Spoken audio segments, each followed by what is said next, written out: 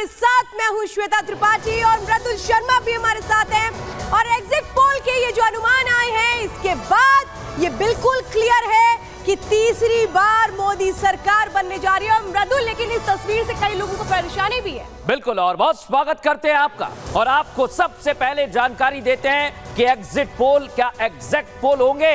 36 घंटे बाकी रह गए हैं और सबसे बड़ी और अहम बात यही है कि जिस तरह से सवाल किए गए उसे लेकर जवाब दिया भारतीय जनता पार्टी ने। और अब आपको ये जानकारी हम दे रहे हैं कि अलग अलग तस्वीर जो देखने को मिली है वो श्वेता अब साफ हो जाएगी, क्योंकि सिर्फ 36 घंटे बाकी रह गए। बिल्कुल मृदुल, देखिए ये जो घड़ी हम दिखा रहे हैं ये टक टक कर रही है। 36 घंटे है और घड़ी की सुई जैसे जैसे घूम रही है। देखिए एग्जिट पोल ने तो बता दिया है कि बीजेपी जीत के हैट्रिक लगाएगी, लेकिन कैसे यही टकटकी इंडी गठबंधन की धड़कनों को बढ़ा रही है। लेकिन मृदुल, आज एक बहुत दिलचस्प तस्वीर देखने को मिली कि हमने ये देखा कि कैसे अभी नतीजे नहीं आए हैं, लेकिन प्रधानमंत्री उस बड़े एजेंडे की तरफ जो देश को आगे ले जाने का है उस पर काम करते हैं। बिल्कुल, ये तस्वीर आपको दिखा रहे हैं। और दर्शकों को बता दें, प्रधानमंत्री नरेंद्र मोदी ने आज बैठक ली है। इस बैठक में कई महत्वपूर्ण चेहरे आपको नजर आ रहे होंगे। इसका सीधा मतलब यह है कि प्रधानमंत्री एक बार फिर जुट गए हैं अपने मिशन की ओर। और प्रधानमंत्री का जो मिशन है, अगले 100 दिन का खाका तैयार कर लिया गया है। तो 100 दिनों का एजेंडा तैयार है। देश को कैसे आगे ले जाना है, विकास रथ पर कैसे दौड़ाना है।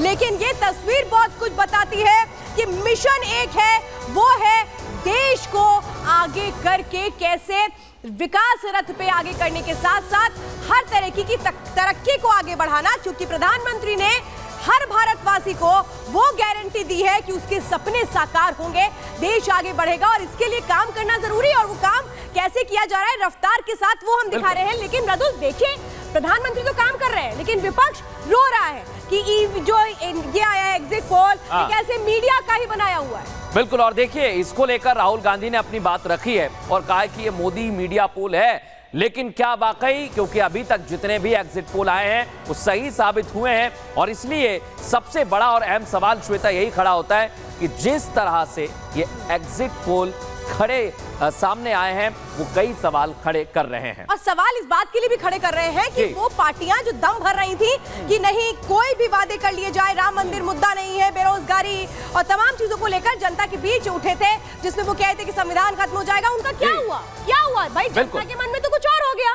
और अब हम बताते हैं 100 दिन के जो कड़े फैसले होने वाले हैं, क्योंकि प्रधानमंत्री नरेंद्र मोदी ने पूरी तैयारी कर ली। 100 दिन के कड़े फैसले ये आ गए। सबसे पहले 100 दिनों में कई बड़े फैसले लेने की तैयारी है श्वेता। बिल्कुल, और ये देखिए हम दिखा भी रहे हैं कि कई बड़े फैसलों में क्या कुछ हो सकता है, क्या संभावनाएं व्यक्त हो सकती है। अगली प्लेट अगर हम चला दें, ये 100 दिनों के लिए काम शुरू हो चुका है। लेकिन 2029 का इंतजार करने की मूड में मोदी जी नहीं है। वो ये नहीं सोच रहे कि 5 साल हमारे पास आने वाले हैं तो हम इसका इंतजार करें। 100 दिन के अंदर उन वादों को पूरा किया जाएगा जो बीजेपी ने किए। बिल्कुल, प्रचार से पहले अफसरों को होमवर्क करने के लिए कह दिया गया है। ये कहा गया है कि अगस्त तक सरकार बड़े फैसले ले सकती है, जिसमें कई चीजें हो सकती हैं। और ये कहा गया है, देखिए जुलाई में यूनियन बजट पेश किया जाएगा। क्योंकि इंटरिम बजट था, हमने देखा था फरवरी में, और यूनियन बजट जुलाई में पेश किया जाएगा। यानी वो बातें उनको पूरा कर दिया जाएगा। और ये देखिए मृदुल, ये हम लगातार बता रहे हैं कि कैसे जो मोदी सरकार है कहती ही नहीं है, वो करती भी है। इन 10 सालों में हमने देखा, और अब फिर से उस नए टेन्योर के साथ आगे बढ़ने के लिए तैयार है। एग्जिट पोल इशारा कर रहा है। और सबसे बड़ी बात यही है कि अभी तक जो तस्वीर हमने देखी आई है, अगर आपको एक और ग्राफिक्स समझाते हैं और दिखाते हैं कि किस तरह से अभी तक जो है मोदी सरकार 3.0 किस तरह से काम करने वाली है। 30 दिन में आर्मी चीफ की नियुक्ति होगी, ये पहली बड़ी बात श्वेता। और दूसरी बड़ी बात है आईबी के इंफॉर्मेशन डायरेक्टरी के डायरेक्टर की नियुक्ति भी संभव है। तीसरी बड़ी बात, मिलिट्री इंडस्ट्रियल कॉम्प्लेक्स पर फोकस सरकार का रहने वाला है। यानी कि बीजेपी के मैनिफेस्टो में जो भी वादे किए गए उस पर काम शुरू कर दिया जाएगा, बिना रुके बिना देरी। और 5वीं और आखिरी बात आपको बता रहा हूं, 13 जून को G7 बैठक में जा सकते हैं। याद होगा श्वेता, मोदी ने बोला था, प्रधानमंत्री नरेंद्र मोदी ने, कि विश्व में भी इस बात की चर्चा है कि एक बार फिर से प्रधानमंत्री मोदी बनने वाले। और हमने ये देखा भी कि कैसे विश्व में उन अखबारों में जो बड़े अखबार है उसमें भी चर्चा हो रही है कि वादों को, लोगों के विश्वास को अगर किसी ने पूरा किया है तो वो है मोदी सरकार। यानी आप ये समझिए कि दुनिया भी मानती है प्रधानमंत्री नरेंद्र मोदी का लोहा, वो भी कहती है कि मोदी है तो मुमकिन है। एक रिपोर्ट देखिए।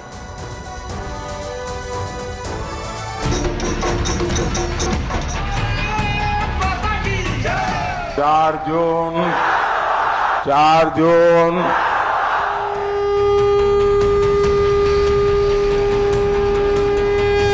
17वीं लोकसभा चुनाव के नतीजों से पहले ही प्रधानमंत्री नरेंद्र मोदी अपने तीसरे कार्यकाल को लेकर पूरी तरह से आश्वस्त दिख रहे हैं। वो 4 जून को नतीजे आने के बाद अपनी सरकार की तीसरी पारी की तैयारियों में जुट गए हैं। तमाम एग्जिट पोल के नतीजे भी बता रहे हैं कि मोदी का जलवा 24 में भी बरकरार है। जनता की पसंद आज से 10 साल पहले भी मोदी थे और आज भी मोदी ही देशवासियों का स्नेह और प्रेम मिल रहा है। Bharatiya Janata party NDA exit poll में भी बन रही है और एग्जैक्ट पोल में भी बनेगी। एग्जैक्ट का भी हम इंतजार कर रहे हैं। पूरे देश में मोदी की लहर ही नहीं, सुनामी है और हर एग्जिट पोल यही कह रहा है कि मोदी जी फिर से आएंगे। पूरे देश में दिख रहा है कि तीसरी बार हमारे देश के यशस्वी प्रधानमंत्री जी फिर पूर्ण बहुमत की सरकार बनाने जा रहे हैं। जनता के बीजेपी पर भरोसे और विश्वास के कारण इंडी औंधे मुंह गिर रही है। एग्जिट पोल के आंकड़े बताते हैं कि इस बार इंडी अलायंस का जादू नहीं चला। जिन मुद्दों पर इंडी ने पूरे चुनाव को मोदी के खिलाफ खड़ा किया, उन मुद्दों को जनता ने नकार दिया। लेकिन विपक्ष को एग्जिट पोल के इन आंकड़ों पर भरोसा नहीं हो रहा। एग्जिट पोल के अनुमान को विपक्षी पार्टियों ने सिरे से खारिज कर दिया है और वो दावा कर रहा है कि सरकार इस बार उनकी ही बन रही है। मोदी जी इस बार सत्ता से बाहर ये तय हो चुके हैं। अब जितने भी नोटों की करो, बीजेपी पार्टी जितने भी हथकंडा अपनाए और ढिढूरा पीटते रहे, इसमें कोई फर्क नहीं पड़ेगा। इस बार मोदी जी सत्ता से बाहर। विधानसभा में लोगों ने छत्तीसगढ़ में मन बना रखा है, आने वाली सरकार कांग्रेस पार्टी की होगी।